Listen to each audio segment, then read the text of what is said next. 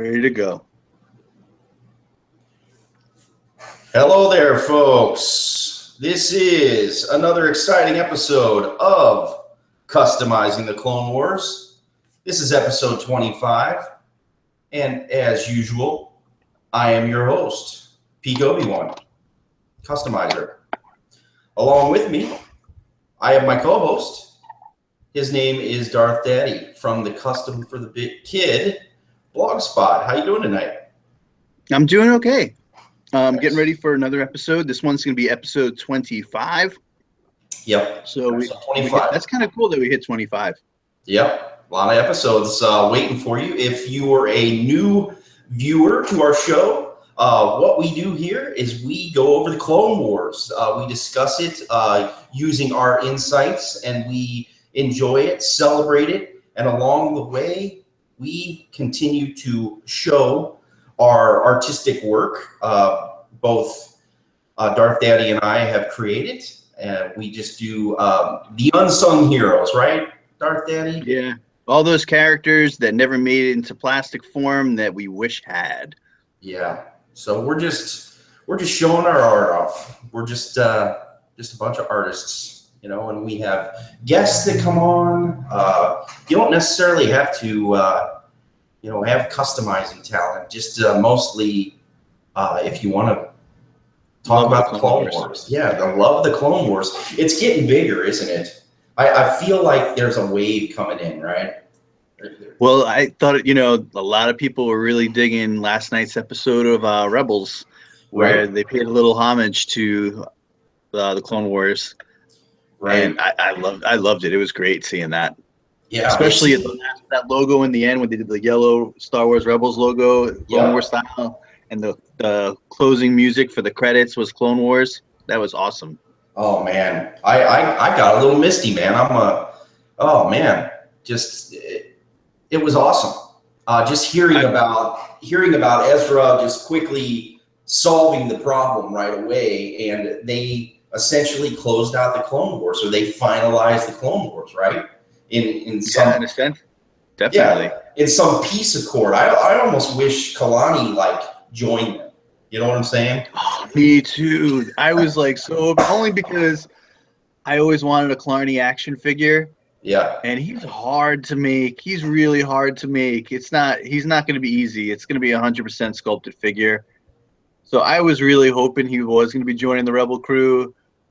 And, at the same time, in hoping that it was mainly in hopes that Hasbro would release a Kalani action figure if he did. Yeah. But yeah. He actually, you know what? He actually looks a little bit like K2SO, like in the arms. If you look at the shoulders a little bit, I know he has integrated battle droid parts and super battle droid parts. It's that chest that makes him hard to fabricate, though. Yeah, that barrel chest. I had somebody ask me to make that character a while back, and I was just like, okay, I'll get on that someday. Oh, really? I'll get on that someday. The head sculpt too. I mean, gosh. Yeah, man. No, it's intense. It's a lot of work. It's really intense. I keep thinking of Thank the Maker, and if that would be something that he would be able to tackle. Yeah, that would be cool. I would like to see some 3D printed droids, some of the more difficult droids and angles. I'm guessing that's what Hasbro does with the majority of their robots. I know they did that 3PO and that 2-1B medical droid from the Revenge of the Sith. I know they did those 3D printed, and they came out pretty darn sharp. But tonight, I got a little ahead of myself last week. Once again, got a little sidetracked. Happens all the time. But I had said that we were going to do bounty hunters this week, and scratch that. Sorry, folks. We'd be going out of order if we had. So it's not that we're trying to let y'all down. We're just trying to stay in order. Yeah. We are doing this show the way they were released. Yeah, the way they came out. So season by season, we're right now we're deep in season 2, or in the middle of season 2, Rise of the Bounty Hunters, and we are talking about a tough one tonight. The Mandalore stuff. The Mandalore Plot is the title of this one, and it has a lot to do with Mandalorians in the Clone Wars. And before we go into the episode, I just want to touch upon, there's a lot of back and forth. We hate it, we love it, we're not sure what was going on when they decided to make the Mandalorians like this. And I actually liked it. As pacifists, you mean? Yeah, right. Mm-hmm. What do you think? How did you perceive this episode when it came out, or this whole bit? So I guess when it came to the Mandalorians' warring culture and everything like that, honestly, it didn't have that big of impact on me seeing them as pacifists, because that whole background story about them being a warrior culture, when I was introduced to it, it's all been hearsay for me. I didn't read the books that had anything to do with Mandalorians. So for me, it didn't really faze me. My first real introduction to Mandalore was on the Clone Wars. I never read any novels. I didn't get into any of the expanded universe content. So in that episode, when you hear from Death Watch, they address that it was a warrior culture. Right. And so I was like, okay, that matches up with what I had heard. And, when I met Duchess Satine, she was a new character. I basically just took everything as the way it was given to me, and it didn't really ruffle my feathers in any way, because it didn't go against anything that I had already learned. Yeah. Well, there were some people out there that they were pretty unhappy with it. It was mostly like I cannot speak tonight. The literary community. The people who read the universe crowd. Yeah, they read the novels. That crowd, mainly because I believe that the clans were set up kind of like Klingons. I don't know as much about it either, but I know that there was a vast difference. So yeah, I knew that. My only introduction to Mandalorians, I guess, was the armor that Jango Fett wore and the armor that Boba Fett wore. But from what I've learned, they weren't even Mandalorians. So and that's just it. I mean, we see all kinds of different Mandalorians, and they all have like capes and spears and swords, and they all look like Boba Fett. And I just sometimes I feel like, and this is just my personal opinion, folks, I just want to see something different. That's why I like Sabine from Rebels so much, because she was different. She was this different Mandalorian. She had no backpack. No jetpack, man. Well, she does now. She does in season 3. Spoiler alert. And I think that's happening next week. I think she's going to have the jetpack. So. But it's a progression, you know what I'm saying? Not having every single Mandalorian look the same, have the jetpack, every single thing.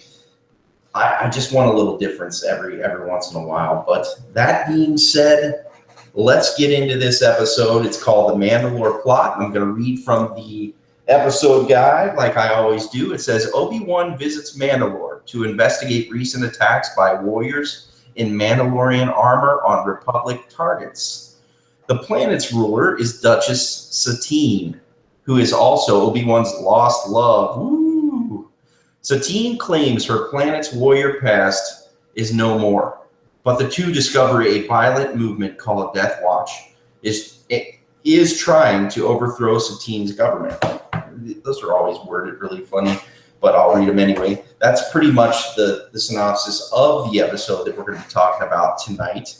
And it's going to also lead into 2 more episodes, which is essentially the Satine arc or the Mandalore arc or whatever you want to call it. So we're going to roll into it. We'll even get, in other seasons, we're going to revisit Mandalore more than once. Right. And like you said, they do explain, as we go on into the episode, they do explain that it was once a violent culture, or not so much a violent culture, but a warrior race. And we'll get into that right now. Let's roll into this thing, shall we? Sure. All right, excellent. All right, it says, if you ignore the past, you jeopardize the future.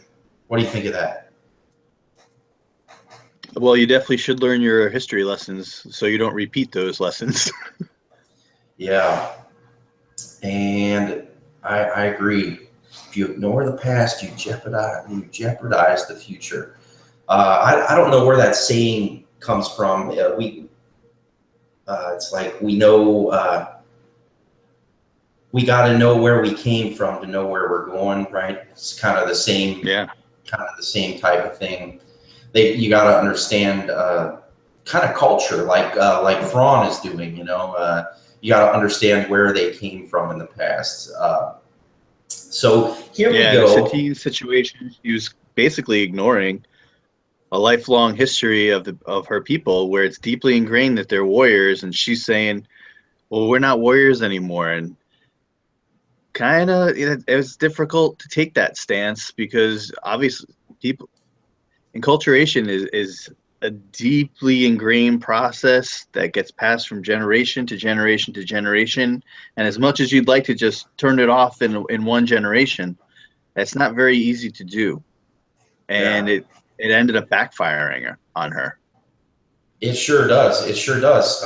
She's really trying to keep them essentially neutral in this whole thing. A violent people with a past, and she's trying to keep them neutral. It's probably a pretty tough task. I mean, if you're looking at this picture here, if you can see this, basically their world is just salt flats. It's just completely destroyed, and they just live in these domes and these cities throughout the vastness of this barren wasteland.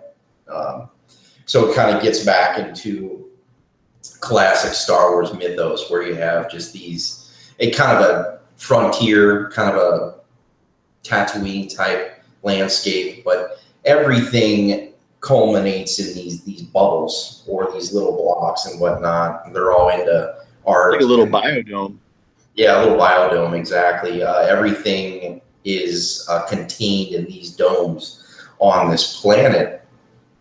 And there is the place where Obi-Wan is heading towards, and he flies, I guess he flies in between, or maybe down in that little area right there. You can see his Jedi Starfighter. So he lands, and we get the same thing in the background. There's a load lifter back there. It moves around in the episode, but we also have fueling droids always waiting for us. We got the blue one and the yellow one waiting to fuel your droid or to fuel your ship, and they just roll right up on you right as you dock on the space dock or whatever it is there.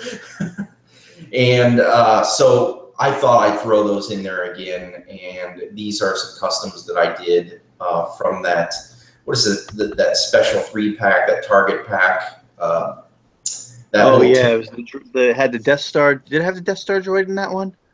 Yes, it did. It had the Death Star droid, it had R5-D4, and it had that TAN droid. And you know what's funny about that TAN power droid? When do we ever see that TAN power droid? What episode of the movies did we see that in? Because I can't even remember. Yeah, you know what's funny? From what I remember, it was from Battlefront, wasn't it? That video game. It could have been. It could have been that same one, maybe a take on it or something. But you know what I found, and I unfortunately don't have the asset here with me, but I found a TAN plump, or not a plump droid, but a power droid in Clone Wars style. Isn't that something? Oh, that's pretty cool. I didn't know they even did that in Clone Wars. We actually see that TAN power droid in Clone Wars, probably in season 5 or something like that, as we move on. Remember Secret Weapons, when they go and they meet all the little droids. There's a TAN power droid there, but I just thought that was kind of interesting. There's the yellow one. Both of those were on the space dock, like I said, to fuel your ship as you come in. And here we see kind of this little sled taking Obi-Wan to see the Duchess of Mandalore. And if you look at those doors back there, that building, isn't that cool? It's like, it's almost like Boba Fett's helmet, right? Yeah, a bit. Yeah. I actually like the title of this episode because it's called The Mandalore Plot. I don't know if they're referring to Mandalore, the planet. I think they're referring to Mandalore, the character. You know what I'm saying? I was thinking it had to do with Death Watch's plan or their plot to overthrow Satine and reinstate the warrior culture. The warrior culture, but where does that come from? Separatist army. It comes from it, but it comes from Mandalore, the character from Knights of the Old Republic, obviously. Oh, okay, yeah. Yeah. But anyway, we'll move on. So here we see Obi-Wan go into this nice, lovely temple, and he meets up with this guy, and he's kind of the administrator of the palace, and his name is Olmec. And this is going to actually lead us into our first custom tonight. This is your exclusive reveal tonight on episode 25. This is Olmec, and I was hoping you would share that with us tonight. I will indeed. I just have to get it pulled up. This is a work in progress. Sure. Let's see it. I'm excited. Let me see. For some reason, oh, okay, now it's starting to. I just had to wait for the program to open it. It was kind of slow to do so. Cool. And we like to do little exclusive reveals every once in a while. Tonight we both have one, so we thought we'd start with Olmec since he's the first person that Obi-Wan comes in contact with, the administrator of Mandalore. Okay. I'm actually having more trouble than usual. Okay. I think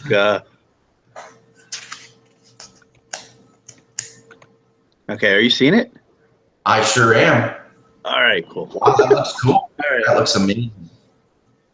So I still feel like I want to tighten up the head sculpt just a little bit in a couple places, but I'm pretty happy with the way the body's coming out so far. Mm-hmm. Essentially, this was actually a shirtless Savage press. And very cool. The only thing that is not from the shirtless Savage press is the hands. The hands are actually from, I think it was the Dooku. It was a realistic Dooku that rode on a speeder bike, but it was like a 5 POA junk figure, and I got a bunch of them in a box. I guess someone had donated a bunch of action figures to Customs for the Kids, so we could, keep the blog alive. And keep the blog alive. I ended up just putting some styrene rod on the end of the hands, and then just kind of drilled the forearm a bit, so I was able to just slide them in and keep them articulated and make it so they could, attach to the figure easily enough. But everything on there is sculpted. The tabard that's on the front there is actually still part of Savage's original skirt. I just cut it, and I sanded the front of it with the Dremel to give it a smooth appearance. But it's basically the same thing. Everything on there is Savage. I just thickened the sleeves out. I took the gauntlets down a bit on his forearms, and I sculpted out the sleeves. And that's even a Savage head that's been completely modified. Wow. But there you go. Yeah. And I'm going to go back to the head sculpt and see what else what I could do to tighten it up a bit. But it's close enough for me to show tonight, and I know he's in next week's episode as well, so maybe I'll have the totally complete version of him for the next episode. But this is a taste of what's coming, I guess, or at least the body will most likely be the same. I may shorten him a bit, so I may slim down those thighs, cut the thighs down a bit to reduce his height a bit. Yeah, very cool. So that was Savage's head, huh? Yeah. Wow. There you Yeah, you go. can't see it anymore. Right, right. You There's accentuated not much Savage left. the I chin a I little had bit. remember when you made me the Sugi and I had sent you all the horns that I cut off Savage's head to use for my Yeah. Sugi? Uh-huh. I still had that head floating around with all the horns that were already cut off. So I Awesome. just used that head and I turned it into this. Very cool. Very cool. We have our first Mandalorian of the night. An official. There was something not right about that guy. I could tell right away that we were dealing with kind of a character here. So Obi-Wan starts talking with him. Thanks for sharing that, by the way. Oh, no problem. That just looks great. And he shows him this hologram of this guy in this outfit, and he starts talking about Jango Fett, like you said. And guess what? Olmec tells him Jango and Boba Fett were not even Mandalorians.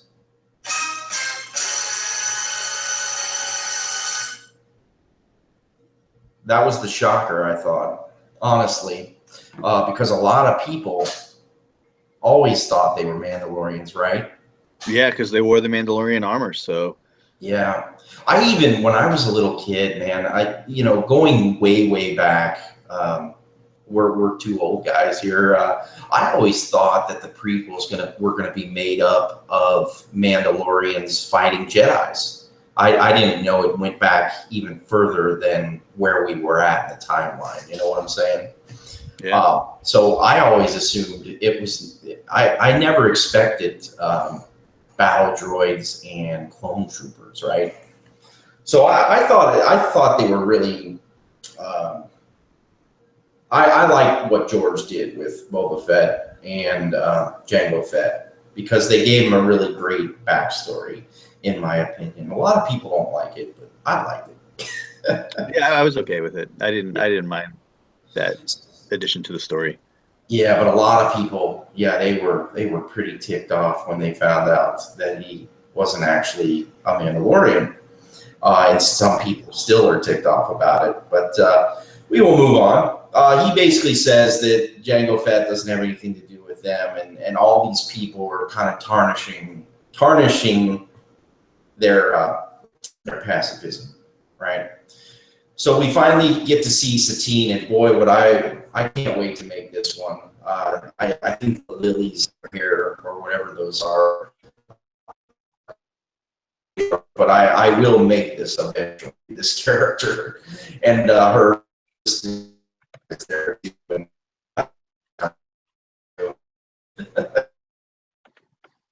You broke up really badly for pretty much the last whole statement that you did. So just repeat it for the audience. And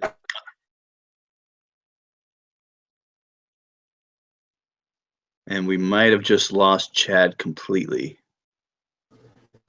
Are you still there, Chad? We did. We're just gonna wait for him to come back, and I will edit whatever we got going right now.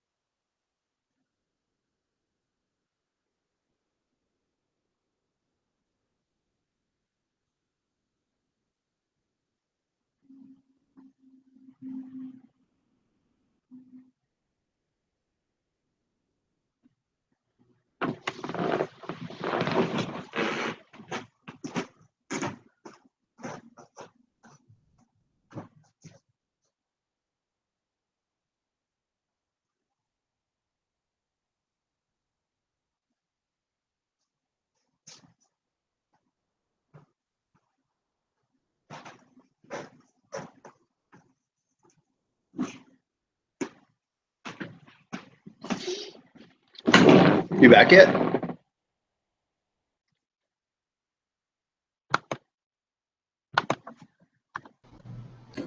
Ta-da! I'm back. All right, cool. Yeah, we lost you there. We'll just have to edit. But Yeah, we'll have to edit that out. Something's going on with our computers tonight. But like I was saying, we were just getting done talking about Olmec, and we decided to we finally get Satine in the picture, right? And I will share her here in a moment. Let's see. We missed all the Olmec talk though. You froze before we talked. The last thing we got you on camera talking about was Boba and Django. Okay. Wow. All right. Well, are you seeing this picture? Are you seeing this? Yeah, image? Olmec's there, and then that looks like that's Django, right? No, it's just a hologram of somebody, just a Death Watch obviously guy, right? from Death Watch, right? So here we see an image of Obi-Wan. He has a hologram, and while Mandalore is trying to be pacifist, we get these Mandalorians. These are people from Mandalore, and they're committing crimes. We're seeing them commit terrorist acts, and that doesn't fare well for this planet because they're trying to remain neutral, yet they're doing some really terrible things apparently throughout the galaxy, right? So, still with me? Oh yeah. All right.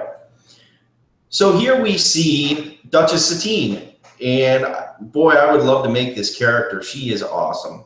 What do you think of her? Yeah, I always wanted to make her. I actually worked something out with another customizer that actually assisted me in making the Krell that I had made. He's just really good at doing soft goods. His name was Hyperdrive. And we were planning on working on this figure together, and I was going to get her going. And he ended up having this really bad illness, and he ended up with paralysis on half his body, and the figure just never came into fruition. Oh my gosh. Yeah. I Sorry think he's okay now. It was like a temporary paralysis, but it lasted. He was in the hospital for a few months. Oh. But yeah, this was, we wanted to make Satine in this outfit together, and yeah, we just it never happened. Yeah. Well, sorry to hear that. She is definitely cool though, really colorful. Oh God, yeah, it was a great outfit. They have kind of a Cubist vibe going on the whole planet. the whole planet, right? And here we also see Tal Merrick, and I didn't feel right about either one of those guys, Olmec or Tal Merrick, right? At first, I didn't notice anything, and I work as a private investigator for a living, so maybe I'm not that great of an investigator, but I didn't pick up anything. Wow. Yeah. So the next scene we see this Mandalorian guy talking to Count Dooku. So they're definitely in league with the Separatists. So that's not good either because, like I said, they're trying to keep their slate clean. And here's this guy from Mandalore messing everything up. So he just basically tells them about his whole plot. If they scratch their back, they'll scratch theirs, kind of thing, And Obi-Wan and Satine decide to take a walk, and there's a bombing on the planet, and they find out that it's the Death Watch, and she basically says that, oh, it's just a bunch of people vandalizing a place, and he's like, no. And he basically tells everybody to not move, and then somebody runs, and they find out that the bomber is literally right there.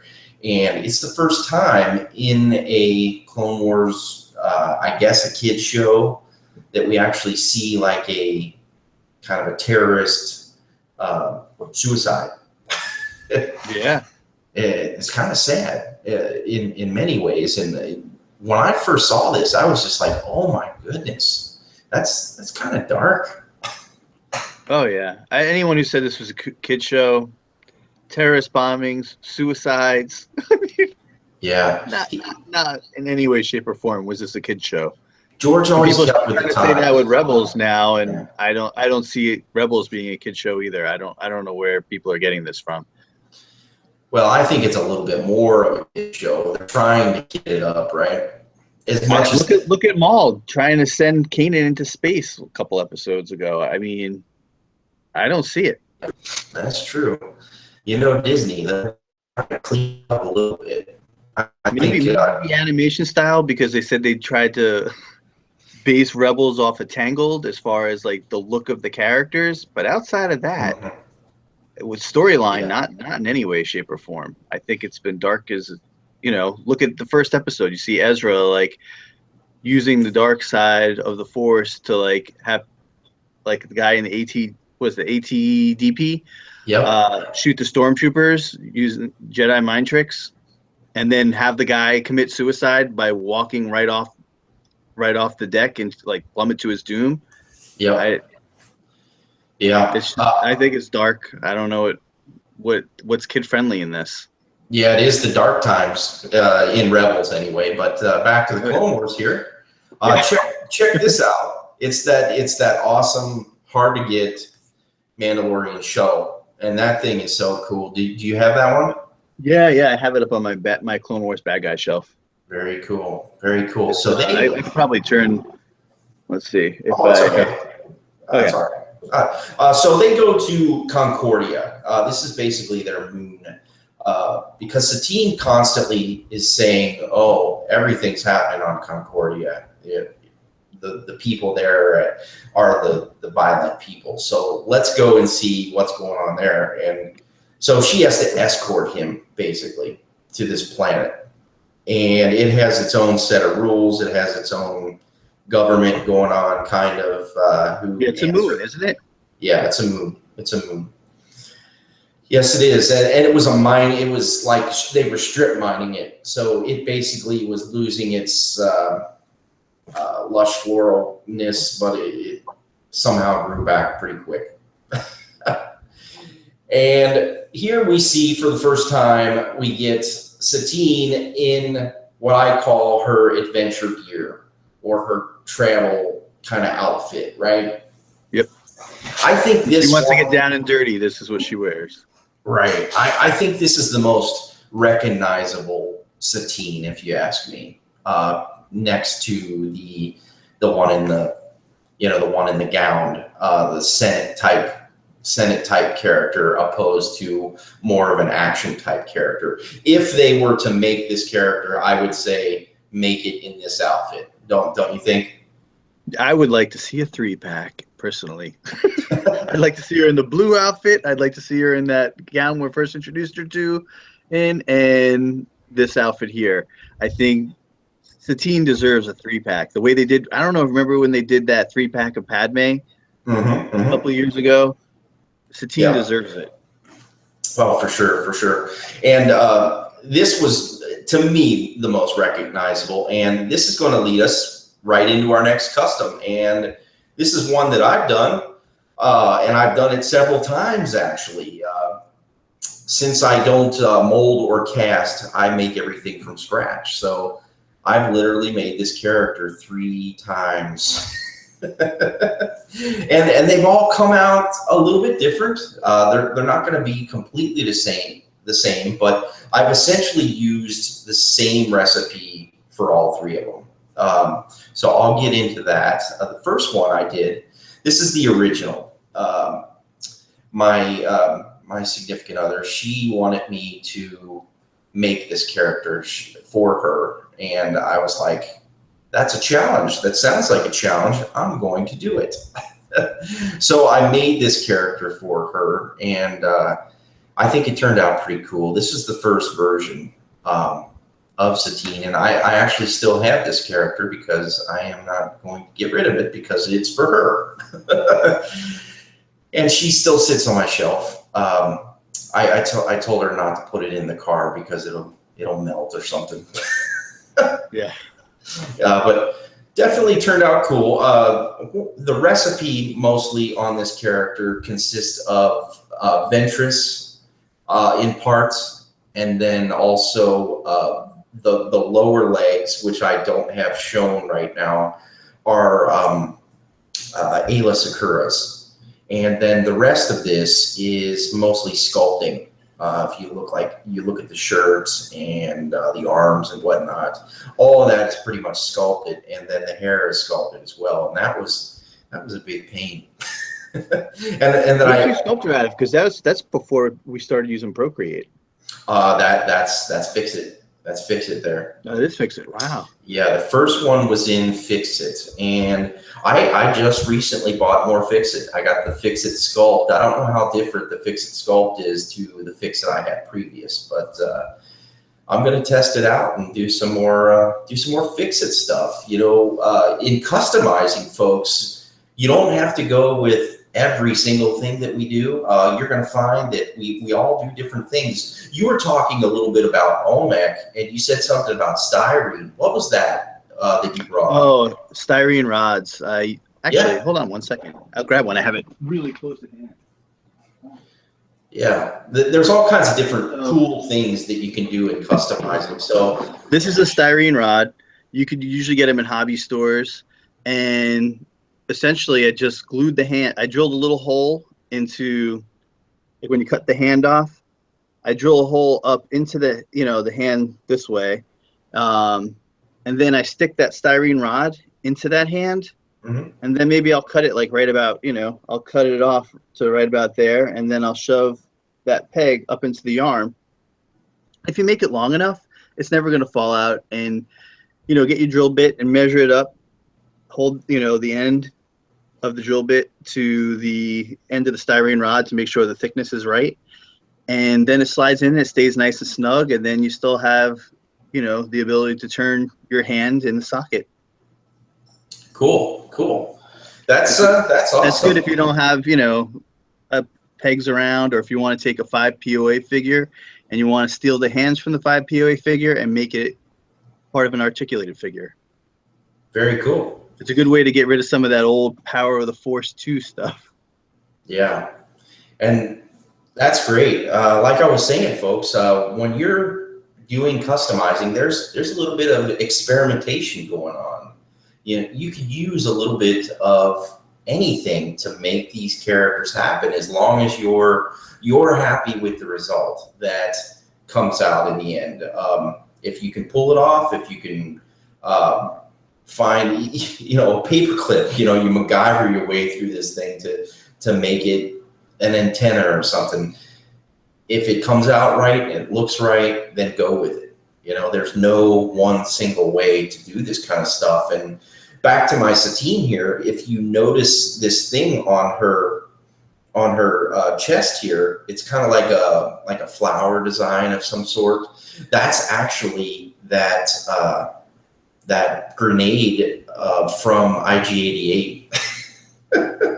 Isn't that something? Wow, yeah, the one that attaches to him.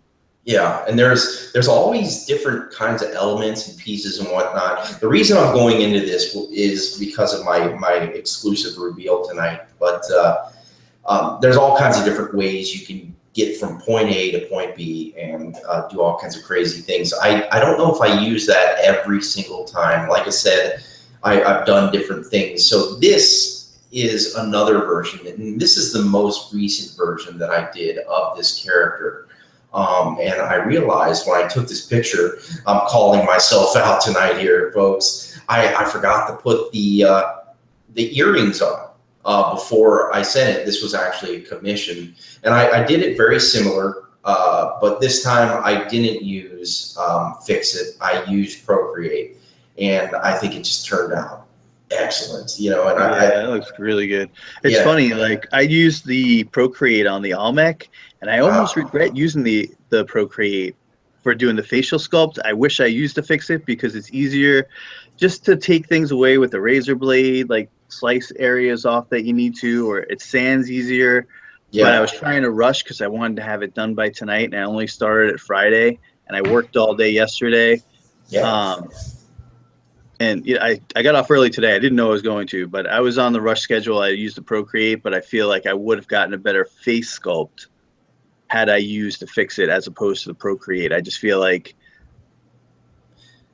it's easier to work with doing face sculpts, where I like Sure. to Procreate on body and hair. It's cakey, right? It's cakey, and it can get good details, right? Yeah, exactly. Yeah. Where it's with Procreate, it's a little harder because it's more difficult to subtract Procreate than it is fix it. That's true. That's true. So here is that same Satine that I was just showing, and now she has her earrings in. Now I have the earrings on, and like I said, I used a different element there. I'm not sure what I used that time, but I think she turned out great. Yeah. Now, is that still the Ventress head? It looks a little different. It is the Ventress head. Yep. Okay. Yep. Wow. So it's just a different paint job that. Yes. Yes. The Ventressness of it, or. Well, I gave her better eyeliner, is what I did. I gave her a little bit different makeup in her face and whatnot, and I've sculpted that hair, like I said, 3 times, and it's tricky. Yeah. It's tricky. It's tricky, but this is the one I would love to have. I had produced one for you as well, but we won't see her until season 3. And you know what? I have a season 3 version of that outfit. Olmec is actually in season 3, so no worries there, right? Yeah. And there she is again.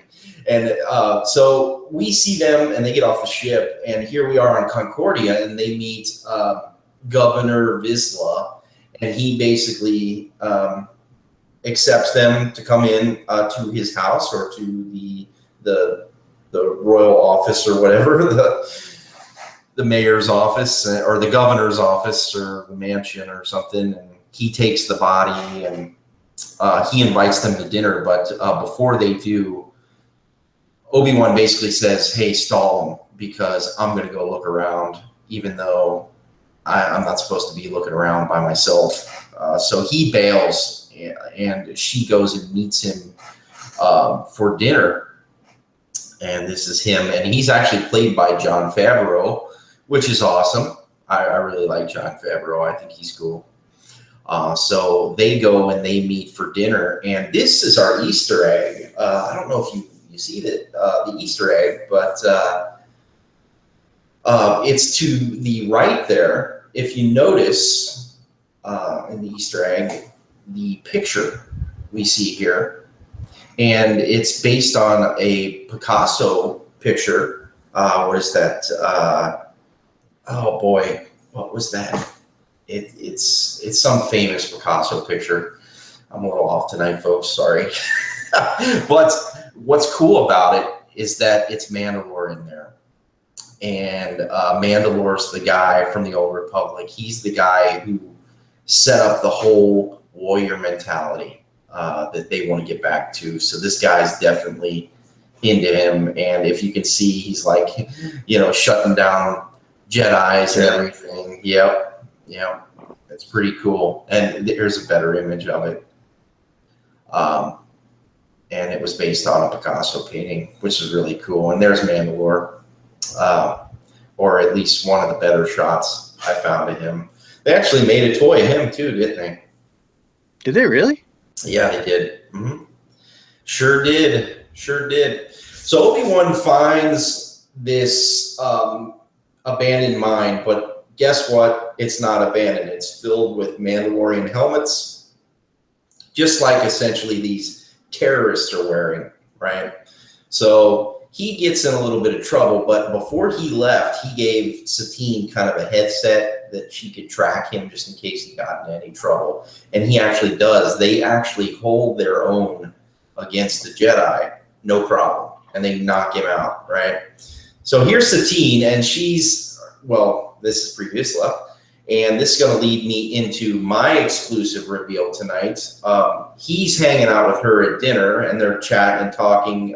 He's basically explaining somebody's working super overtime to make sure she's knocked out of office, right? Because he essentially believes in this this non-pacifist, this aggressive nature, but he's trying to hold his own. You know, he's trying to be suave and everything at his bar. So this leads me to my exclusive tonight, and this is Vizsla, Governor Vizsla, in his Concordia outfit, and there he is. I actually made a little martini glass for him. Are you still there? That is so cool. Yeah, I didn't. You'd have to explain, because I was kind of excited about hearing about this, because you used a different process Right. that I've never been exposed to, and a different technique that I've never been exposed to, material I've never been exposed to. So yeah, I'm really impressed with the way that stuff works. Thanks. Yeah, I was impressed myself, folks, and this is why I was referring to different types of things that you can do. I already talk about a technique that I use that I call plating. It's just basically flattening out your fix-it, flattening out your procreate, and achieving a stacking of sorts on the body or the figure. As you can tell, this is that same Obi-Wan that I got like 10 of. Right, and what I did is I used banner material. I'm in the sign industry for my day job, and what I did is I actually cut to shape pieces of banner, which is basically plastic. It's a soft plastic, you know, with fibers in it and whatnot. So everything you're seeing on here is basically made out of banner material, and that's what I was referring to earlier. If you can see this here, I'll just keep talking. All the white that you're seeing on this character, that you can see there that it's, you can see here that it's an Obi-Wan body, and that it has all these different pieces of banner on there. So basically I just cut them to shape and flatten them out, and this is what I started with everything. I just put all the different details in there, and I actually want to try this again on other different characters. I think it turned out really cool. Yeah, and when you attach the banner, is it just crazy glue that you use to hold it in place? Yep. We all use different glue. I use just the Walmart Loctite brand. It's not Walmart, essentially, it's Loctite. It gives me the best result. I wouldn't use like Gorilla Glue. It just takes too long. Stay away from like myself. Use the gel control. You can use that, but it doesn't seem to adhere as fast as just the standard super glue. You know what I'm saying? Oh, you use the liquid? The clear liquid. Yeah, clear liquid. I use the gel control. I stick to the clear liquid mostly because I feel like it's instantaneous. You know what I'm saying? Yeah. But there's nothing wrong with the gel, folks. If you want to use the gel, it's super sticky. So that's Loctite, basically. Yep. All those pieces are glued on there. They're just little strips. All they are is little strips cut into it. And where you see gray here, his little symbol, if you can see that, that's Procreate. That's right, and I have a couple there too on his little pockets, you know, and I believe I achieved what I was looking for. There's the final.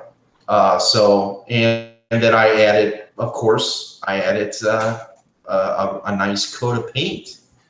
Hasbro tries their hardest to save money where they can, and there's nothing wrong with that. So they mold their skin in a cream color, right? Or a dark brown color, or whatever color they are, they're green, they'll mold it in that color and then just apply paint applications. But I am a firm believer, if you just apply a really nice coat of paint on there, apply some details, it turns out way different. You know, we see people like, what's the guy that does the really, Old Boy? Yeah. Man, he does amazing stuff. Great paint skills. Yeah. Great sculpting skills, great paint skills. I would like to aspire to be like him.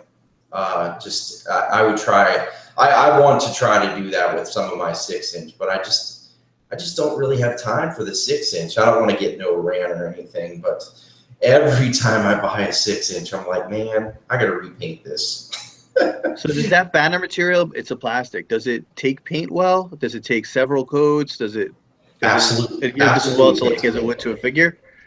Yes, it takes paint really well because it's a flat matte surface. You know what I'm saying? Yeah.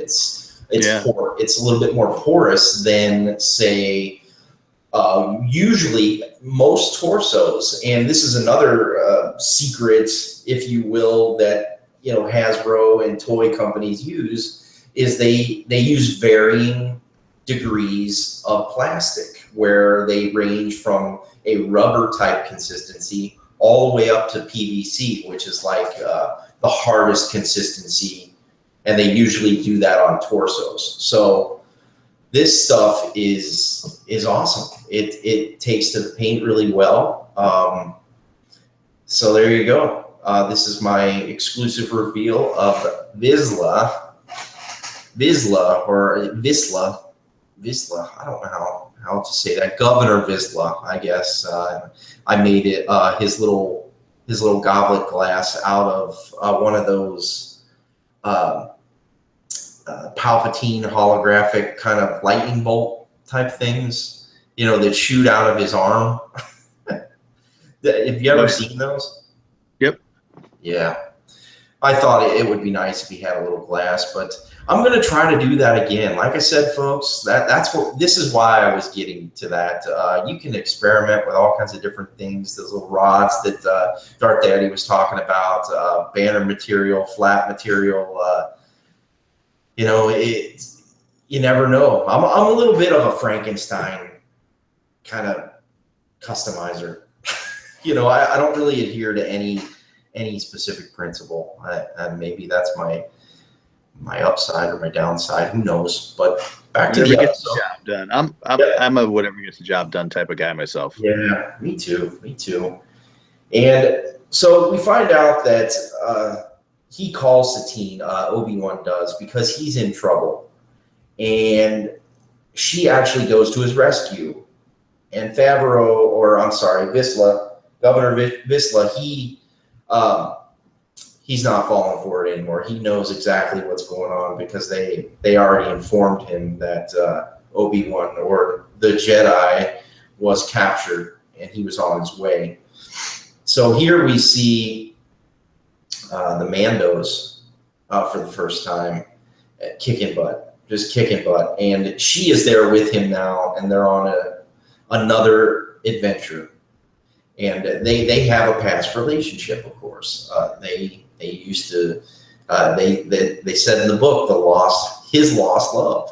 Anakin gets into it later on down the road, but we'll save that for the next week's episode. And this was the striking image from the season 2 trailer when we first saw it, because we see these Mandos walking up, and there's Obi-Wan's lightsaber on his belt. And he flips that cape back, and you're like, oh wow, look at this guy, right? Yeah. Yeah, Still I think there. those are some of the best figures that Hasbro made. Yes. Yep. I pick those up every chance I get. Oh, me too. I can barely customize one. I don't want to customize them. Every time I pick one up, I'm like, I'm not customizing this. There's no way I'm messing this character up. I have painted some of them to make some mall Mandos. Yeah, I did that as well. As we go on, you'll see their deco changes. But this was really a beautiful character. Flawless in every way. All the modern points of movement, the articulation argument. Why? And this is the biggest thing with me. I'm everywhere. I go on Discuss and all different places, and all these people defending Hasbro these days, saying, oh, they can't do this, they can't do that, the process won't allow it or whatever. But why could they do it before 2012?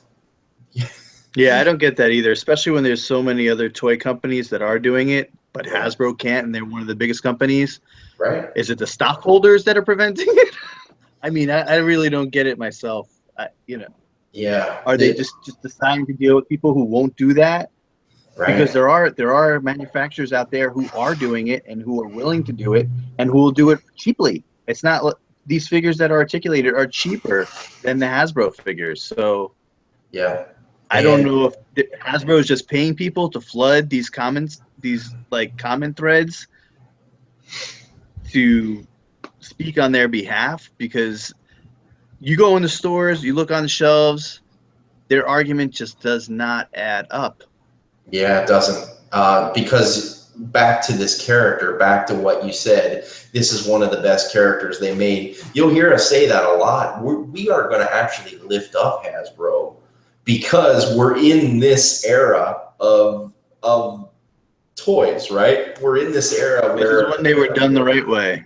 Right. This is the shadow of the. And that's why we pay homage with this show, is because these are glory. This is the glory days. And when I make my action figures, I make them in this style because this is what, as action figure collectors, this is the best we ever got.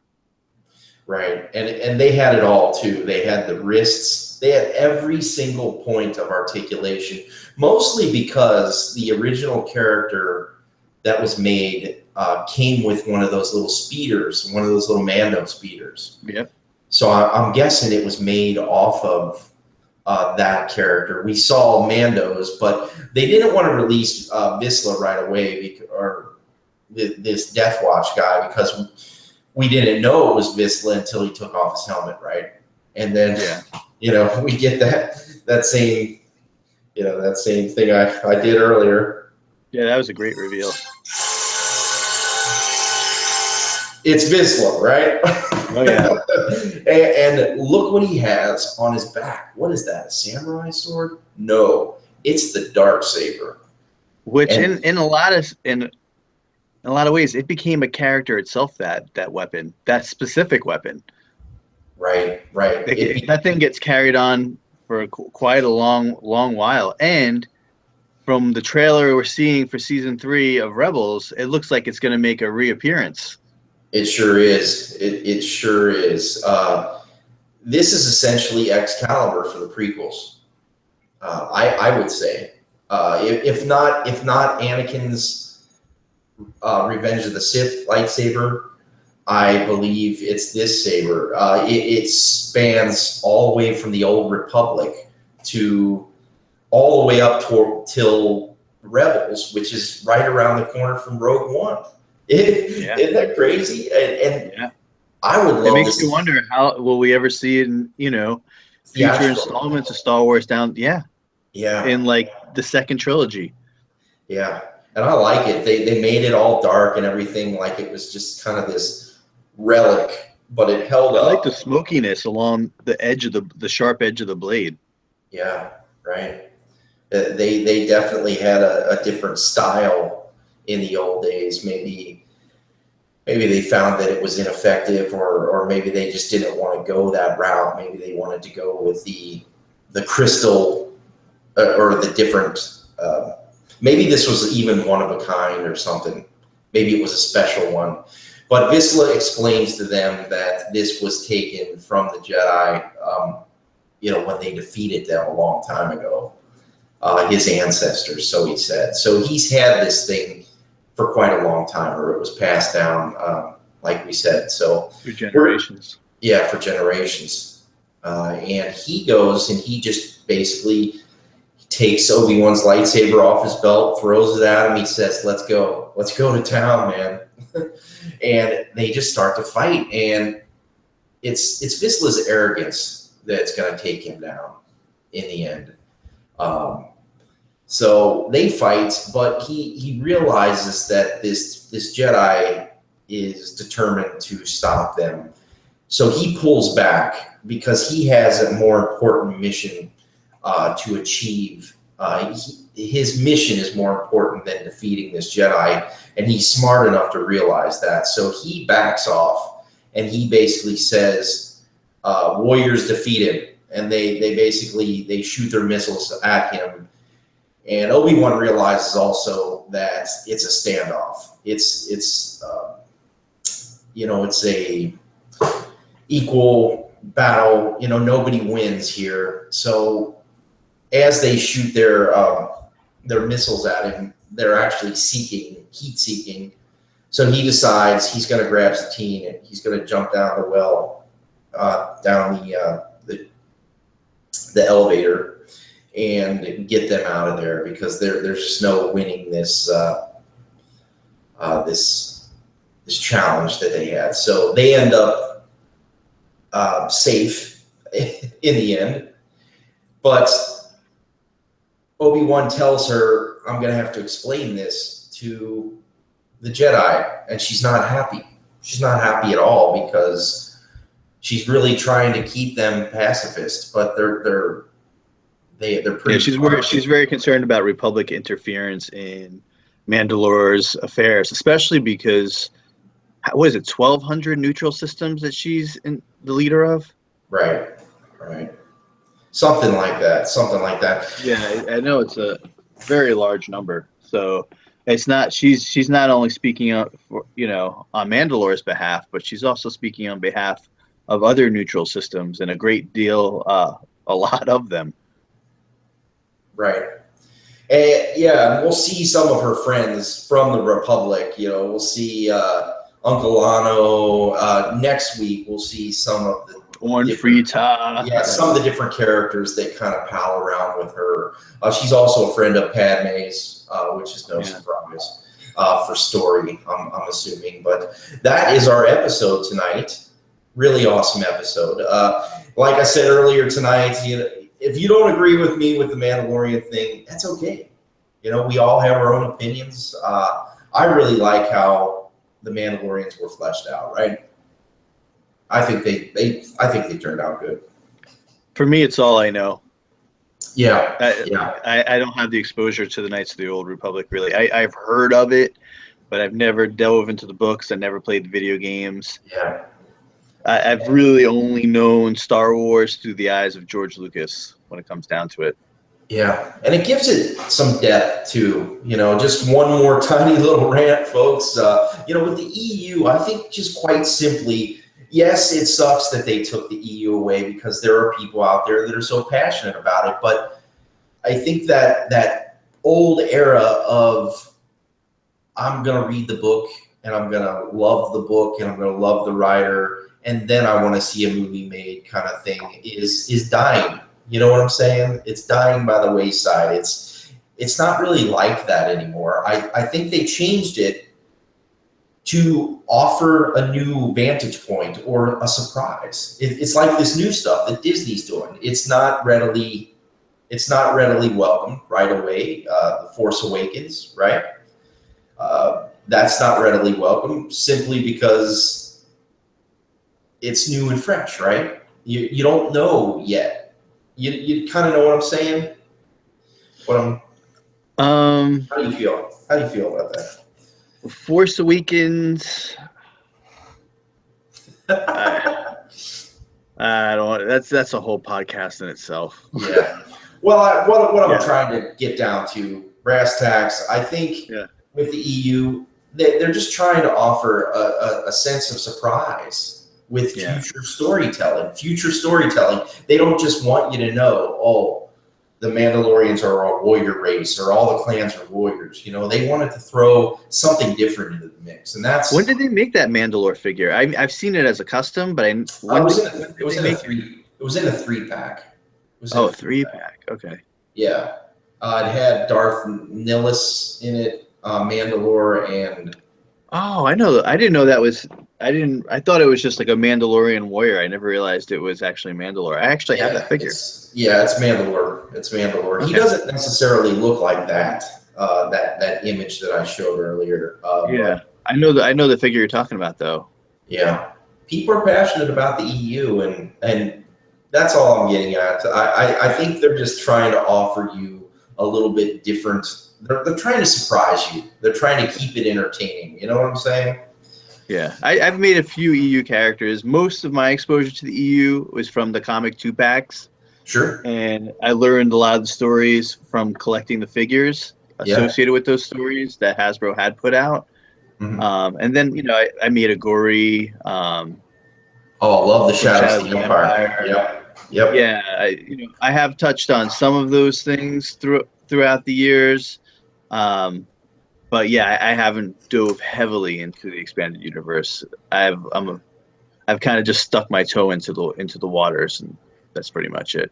Yeah, my heart goes out for them sometimes. The people that are really disappointed.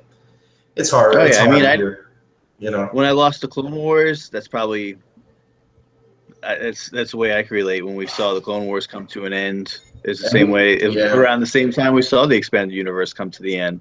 Yeah. And so, knowing how I felt when we lost the Clone Wars, I can relate to people who lost the expanded universe around that same time. Yeah. Yeah. We talked about that with Clone Wars. It's like Coke selling Pepsi. I'm assuming Yeah, they made Rebels simply because they didn't want to follow in somebody's footsteps, since they're yeah. the kings But of they are. animation. Look at last night's Rebels episode. Yeah, that's all Dave though. Strangely familiar. That's Dave, man. The ending was great. Oh, I know, and I'm loving it. Great. What was it called? The Last Battle. The Last Battle. Yep. Yeah, that was great. I'm just glad. I'm the kind of guy. I gotta have some animation with my theatrical movies. I'm feeling greedy. They better keep up the whole TV show and the movies, both. Right? I gotta have a little. Are you nervous at all because Disney looks like they're getting away from animation in their current releases? That they're gonna maybe go with that Netflix format and say, hey, let's just do live action Star Wars and just just say, hey, we're not really gonna mess around with the animated Star Wars TV series anymore. We're just gonna do live action only. Yeah, I mean, I'll take both if they do it right. If they do live action, cool, I'll take it. But like I said, I want some animation. I'm a fan of animation. George was a fan of animation when he started with the Clone Wars, with the micro series and everything. He's an enthusiast. He's just a tinkerer. You know what I'm saying? And I like that about him. One of the things I like about TV shows is that it really fleshes out the story in a big way. So if we get live action stuff and they do it right, it looks right, I'll take it. But I still want some animation. And I do see that. I do see that in Disney. And I hope that they realize that there are people out there that want a little bit of everything, that we don't necessarily just want to go live action just because you can make CG.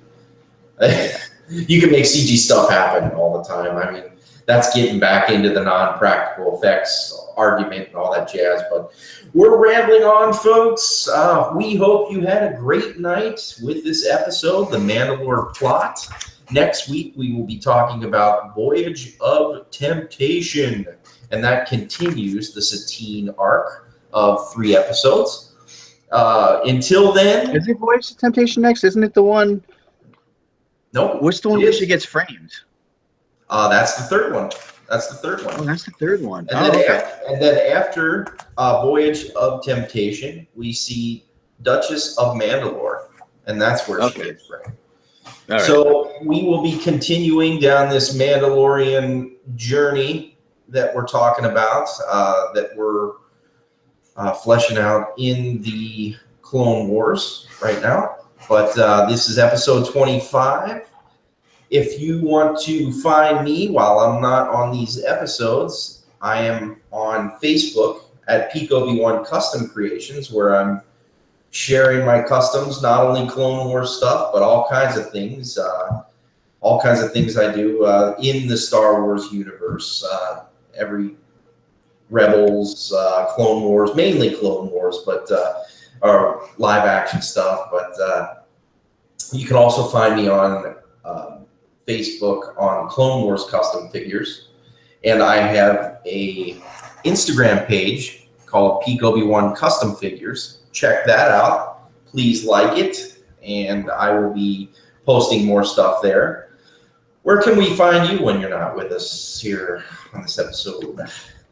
All right, most of my work you could find at the Customs for the Kid blog. From there, you can get links to our action figure index. Let's see, any links to our latest episode of Customizing the Clone Wars are always posted over there. You can go to our Facebook page, our YouTube channel, our Twitter feed, Tumblr, advertising space, Instagram, and Google Plus. Everywhere. But you can get all those links. Oh, and we do Pinterest too. But you can get all those links from the main blog itself at www.customsforthekid.blogspot.com. Awesome. Awesome. Until next time, folks, have a great night. May the force be with you.